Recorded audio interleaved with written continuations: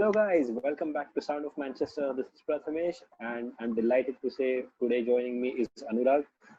The Premier League season's over, so we do not have much to talk about before the Europa League, or do we? Because transfer rumors for Manchester United fans are like an everyday breakfast, lunch, dinner. It is something that we keep consuming throughout the day, but not a lot of excitement usually because we know how much these rumors are supposed to be believed. But we have taken it upon us to try and analyze all these transfer rumors and showcase for you which one are the most possible deals that could happen in the summer. Obviously, the summer transfer window is open now, and it is there is a lot of excitement surrounding certain players who me and Anurag have picked out, and also certain rather very vague deals that have been going on in the newspapers today. Anurag, the floor's on to you, man. Who would you like to start with? Before I start off with the player names and everything, I think one of the reasons why I think we get linked with literally every player is because of media taking advantage of United going very slow in the transfer market. I think when you look at Chelsea, if Yeah, there is a player linked to him, linked with Chelsea, you see there's some sort of decent progress happening inside a week. And yeah, I think Liverpool going and signing Fabinho is one of the stories of the decade, man. I mean, they went in the morning, yeah. by evening they signed Fabinho. That's absolutely magnificent. Exactly, Uh, exactly. you and Yeah, look what he's done at the club. He's been brilliant. Uh, I can't remember Manchester United doing any such sort of a transfer where at least they've completed everything right from the scratch to the end inside a week. So this gives media to talk a lot about United. Obviously, Manchester United sells. You put United's name and there will be a lot of market there. So that is the advantage for media, and they keep minting money out of it. So that's a sad thing. just to So just to correct you, Anurag. Just to correct you, yeah, Anurag. We signed Digalo within a day. yeah. Oh, I'm sorry. I'm very sorry. But still, that there is nothing else that Yeah, has happened besides that. Yeah, obviously, Igalo deal had happened, but that too because it was a transfer day deadline. yeah, That was the only exactly. reason. Yeah, So it does or does not count. Let's keep that for another day. But I think the deal that everyone wants to talk about right now is of Jadon Sancho. Firstly, there are some other yeah, targets which have been doing rounds like Gabriel, Koulibaly, uh, uh, Grealish, Donny van der Beek. There are many names right now. But just talking about Sancho, the current talk among the major transfer gurus is that United are willing to pay 60 million upfront, and the add-ons, yeah, mostly achievable add-ons, which could go up to 110 million, which is approximately 110 million pounds, which is actually which comes up to the exact amount Dortmund is asking for. But will Dortmund yeah. be signing these? Will be okay with these add-ons? That is going to be interesting because some of these add-ons might include a Ballon d'Or win or a Champions League win, which uh, a club like Does not United seem in the realistic right situation, now. yeah, it does not seem realistic, and it could hamper, like, depending upon how much each clause costs. It could cost them from 10 to 20 million. If they get it, I think yeah, that's a great thing. That's how Bruno's deal was struck. But Sporting, they were in financial predicaments, so they kind of played into our hands. So I Exactly. Yeah, don't think that is going to happen with Dortmund. They are not financially. They don't have any sort of problem financially. Honestly, they are one of the. They. yeah. I don't like the way they run it, but they do business very well. Exactly. So I think they are really going to trouble us with Jadon Sancho. That's what I think. So you have been tracking a certain triple swap deal between Juventus, Manchester United, and AS Roma. Uh, what do you have to say about that? The triple deal is basically a swap between Bernardeschi and Smalling, and if that is in case Roma do not sign Chris Smalling, it is a very vague transfer rumor that showed up today. Uh, there is no transfer fee that is set on yet, so Juventus do want Chris Smalling as a backup defender, and they are willing to offer Bernardeschi, but that might go up to 25 to 30 million plus Chris Smalling in person. That is what, considering the quality of the player, we feel. Also, another replacement, Anurag, if we do not sign Jadon Sancho, that has been talked about a lot, is a certain player from Bayern Munich. Kingsley Coman, signing him on loan has been talked about, Alone, yeah. and with an obligation to buy probably for the end of the season. That is what Bayern will be looking at, considering that they have made moves in the transfer market with Leroy Sané. They will be looking to manage their financial fair play a little. So there is a lot of talk about him. Kingsley Coman is a really good player. He's really quick. He does have tricks in his locker. But again, I think for United, as I said, the preference is Jadon Sancho. 60 million plus 60 million add-ons. Do you think that's happening? I personally don't think that is a deal which Dortmund will be willing to strike. But it all depends on what those 60 million add-ons are. Maybe if they are based on appearances or based on a number of goals, it might be a little bit easier to negotiate with them rather than things like you just said, winning the Premier League, Ballon d'Or, Champions League, etc. So that is where the deal has to be Uh, understood. I think even a Premier League win is still kind of I see if Jadon Sancho is coming in, we instantly become a lot better. So Yeah, even Premier League is actually a very possible deal, but Champions it League is or a a Ballon possible d'Or for deal. Jadon Sancho, yeah, that See you would be join. very tough to negotiate with. Yeah, Considering the likes of Mbappe are probably already in the race for that, I doubt Jadon Sancho. yeah, It's too early that to is say yeah that. true. It's too early to Yeah, say that. So yeah, I mean that is one deal a lot of people have been talking about. Jack Grealish was another, but considering the asking price of Aston Villa, considering now that they haven't been relegated, is around 80 million, which puts the deal possibly dead. Arsenal and another club interested in Grealish, but again, will they be able to spend that much? Because they also have to sign Danny Ceballos first. So that is another question whether they would sign. So exactly. it looks like Grealish is staying at Aston Villa unless somebody else with a lot of money comes in. Another deal which has been running around a bit of rumors right now is, as you mentioned, Anurag Khalid Koulibaly, because Napoli are interested in signing another United and Everton target from Lille, that is Gabriel, the centre back from Brazil, and that is another potential deal that could go through. United are interested in both. Koulibaly interest has been there for a long time, and they are interested in signing Gabriel. Everton was interested before United, but Napoli were the most earliest in this transfer rumor. The rumor is around 27 million is what United are quoting as a price. Napoli are quoting around 30 for Gabriel. So if Gabriel does sign for Napoli, considering they already signed a 45 million player last week, it would be interesting to see whether they will be willing to sell Koulibaly. We have been doing a bit of work on that, Anurag. Just get us through that. So see, if United are able to get any of these players, um, United will improve. There is no doubt about it. And Gabriel, I know a lot of United fans have not heard of him even before this transfer rumor popped up all of a sudden. Even honestly, when I haven't heard of him as much. Uh, I mean, there've been many promising talents in Italy, especially defensively. You find a lot of talent, so it's kind of difficult to keep track of all of them. But Gabriel is a left-footed centre back. That is one thing Manchester United have been looking after. Marcus Rojo was one option, but he was not defensively very resolute. He was not the quickest. So there were Yeah, many reasons why he wasn't the best fit into United. But Gabriel, he's quick. He's, by the way, he's almost 6'2" or 6'3", so he wins aerial balls. There are plenty of areas where this man is already right up there among the very best in the business, and he has been very underrated because Lil they haven't been doing really well. That is one of the right. reasons why he has remained very underrated.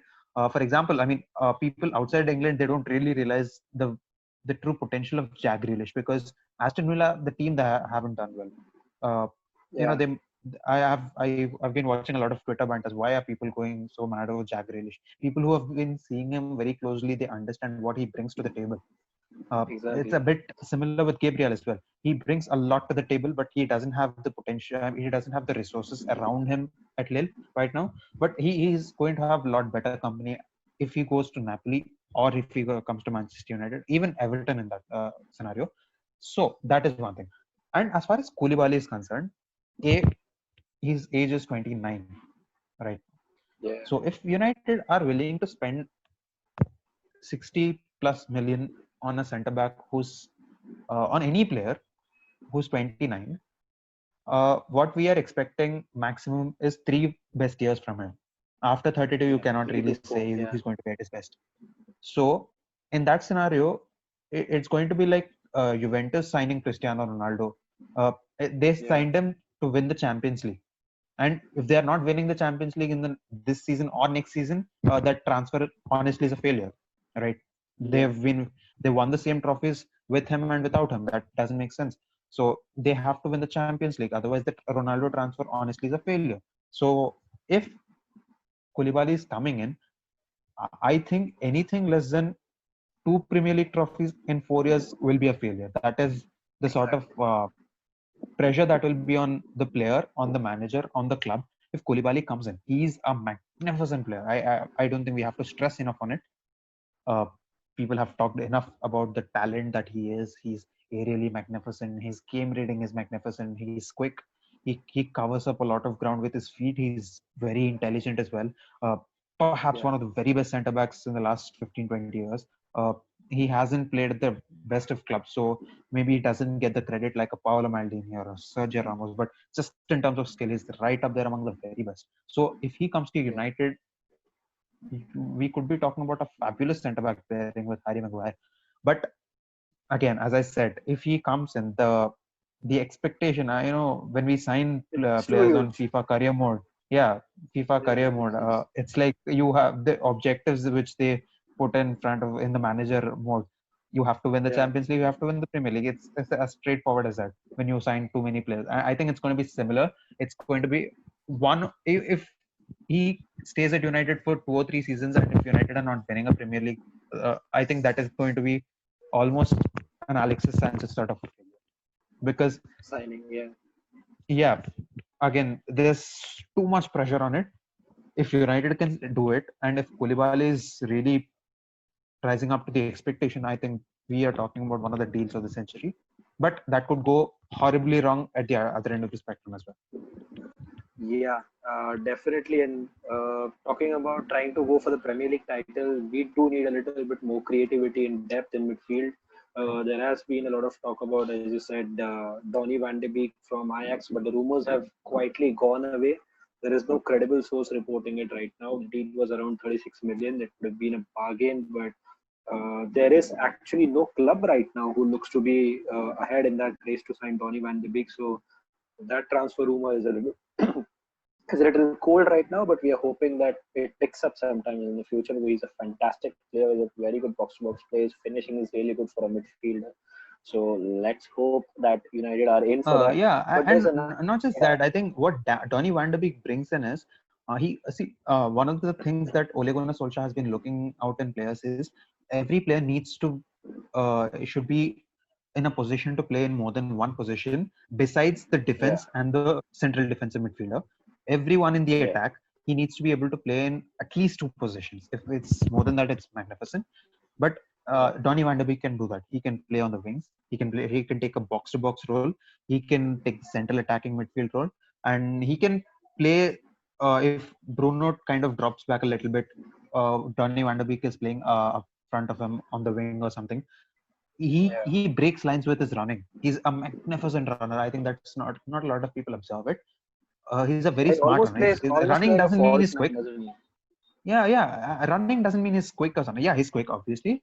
He is a very smart runner. He the way he deceives his defender, the people who are marking him. Uh, Especially he was linking up fabulously with Frankie De Jong. We didn't see a lot of it this season. Uh, of the few matches that I saw Ajax play in the Champions League or a few Eredivisie matches, he hasn't been that good, but he's still, the statistics have been amazing. But at the same time, David De Gea, Harry Maguire, even they've had amazing statistics. But if you come down to a subjective analysis, we might not be very happy with what, but still, they've had good seasons, and they just need some better surroundings around them, and you, that'll galvanize eventually. So that is what Donny Van de Beek. I think he's valued at 40 million, but as you said, Yeah, there is no credible transfer source which has put Donny Van de Beek and Manchester United in the same sentence. It is one of those rumors that these media houses have kind of minted. I hate to say this, but I really wish if this deal can go through, because this is one player who can add a lot of value, because as we've been talking about just before the video started, if Bruno Fernandes is injured, I think United will be in a very, very horrible position because there's no one else at the club right now who can So yeah, don that number 10 position and play those balls to the forward lines and make attacks. So I think Van der Beek fills in that place. He can fill on the wings. There is multiple things that he can do, and yeah, Jack Grealish. I think, as you've so rightly said, there is no. I don't see him coming to United. If he comes, I think obviously that'll be great. But if we can sign Van der Beek, I think that'll be brilliant. yeah, and talking about our last transfer rumor for the day, James Rodriguez has been linked with Manchester United in a 25 million move from Real Madrid. He isn't in the favor of Zinedine Zidane, and his agent Jorge Mendes has been pushing for a move to Manchester United. His salary demands are quite high. They are in a huge, they are a huge money. I mean, 250K per week is what he almost earns at Real Madrid. So if United have to sign him, it will be somewhere around that range. Although the transfer fee is not that high, 25 million for James Rodriguez, but we also have to consider he hasn't been consistent. He has been injured for quite a while. And also, Ole Gunnar Solskjaer is not particularly a fan of him as per the rumors that are going on. Ole doesn't really want him at the club. He might be a last resort for United if United are not able to sign any of the midfield targets. He is quite versatile. He can play in attacking midfield position. He can play on the flank as well. But I don't think James Rodriguez is happening though. Anurag, do you feel it's like just one of those rumors that keep on coming every now and then, or is there any concrete thought behind it? Because Ole, as I said, is not a fan of him. So is it a right choice for United if we do not sign anyone? Then could we Uh, sign him and probably hope for the best? yeah, I mean, if in a scenario where we've lost all our targets and maybe if he's the last person left, James Rodriguez is definitely not a bad player. And talking about his inconsistency, there's another aspect to it. He's not been getting a lot of games, and he's really talented, and he's a good playmaker. There's no denying that. So we haven't really seen him at his best ever since he's moved to Real Madrid because he's not been regular. I think he's had a very good first season and a second season. After that, he's Yeah. gone very dull because lack of game time. But as you said, let's forget what the rumors say. Ole is impressed with. Why Ole? I don't think you need a rumor to suggest that Ole is not a big fan of him. A, he's aging. B, Yeah. is the wage demands. I think it took a big effort for United to bring all the wage system into control by bringing a player like James Rodriguez, who's going to command straight away to, even if he's dropping a little bit, if he's At least dropping take his wage 200. demands a bit, he'll at least take 200. So a player who's been that inconsistent, are you really, if a team is playing 200 straight away without him proving anything, uh, that doesn't do well to the morale. Alexis Sanchez, the form that he was coming in, even for that 400, It was too 500, much. whatever we were paying, was out of the box, was huge. I mean, Gareth Bale has been playing, he's actually done quite well. I mean, yeah, his disciplinary record has not been good, but he earns what, 350, 400 a week, To play and goals. he's doing so well. And we are paying similar. We've thought, I think let's forget the Sanchez thing was such a horror story for United. Obviously, everyone was excited when Sanchez came in, but no, there was a fear that this could happen, and the fear transpired. And I have a feeling, yeah, if James comes in, there'll be some certain amount of excitement. But again, that could be an Alexis Sanchez. There's a good chance that could be another Alexis Sanchez. I hope it doesn't have. He is not the person we wind up with. Obviously, if he comes, obviously every United fan will back him. That is one great thing I love about the Old Trafford, especially the Old Trafford crowd. Irrelevant of how bad a player has been performing, how bad he's been in recent times, our people, they back them as long as they are at the club. So he'll get the backing if he comes, but I hope he does. Yeah, so basically we are looking at possibly Jadon Sancho is our number one target. There is no hiding from that. He will be our priority in the transfer market. Getting a center back and a midfielder would be another priority, but whether we have the transfer fee left with us after signing Sancho is going to be another question mark. So let's see how this transpires. But another summer where we are going to have a long wait for a signing. United transfer deals usually go long, and there are a lot of people who keep on criticizing the club for that. Yes, the board is to be blamed for that. The United board is usually very slow, but there is a reason why United, Barcelona, Real Madrid signings drag on a bit because of image right issues. United have the most number of True. sponsors for any team in England, and obviously the Premier League gives you a high amount of money, so as an opposition club, you are inclined to demand more money for a player, and the image right issue always doesn't work out for players. There are a lot of players who we haven't signed because the image rights doesn't work out, including Paulo Dybala, whose image rights didn't even work out at Tottenham. So there is a lot of behind the scenes work that goes on, and that is why we are not able to sign certain players because of legal issues. But that doesn't take away from the fact that we are usually very slow in the transfer market and we need to be more proactive. So let's see whether this goes to deadline day, and at deadline day whether we are looking at still not having signed anyone, or do we sign Sancho as early as next week. So yeah, let's just hope for the best. Anurag, thank you for joining. We will see you guys soon. Anurag is going to come up with a exciting quiz for all of us. So let's hope this time it works out and we do not have the mess up that happened last time. That was a real huge technical glitch. So yeah, thank you guys. Thank you for tuning into Sound of Manchester. Stay safe, and let's hope for the best in the transfer market. Thank you.